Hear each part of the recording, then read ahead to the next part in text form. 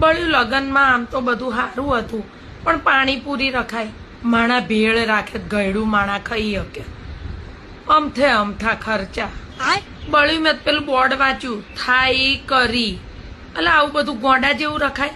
આપણા દેશમાં દાળ ભાત નહીં તો કોકની કઢીઓ રાખવાની.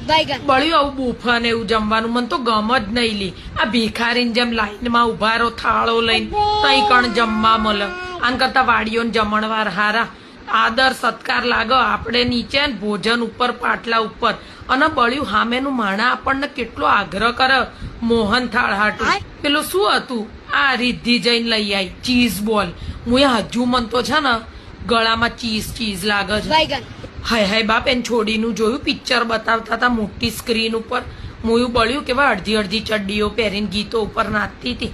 આવી વહુ હોય અલી લગન હોય ને તો માણા પાનેતર પહેરે તો દુલ્હન જેવી લાગે.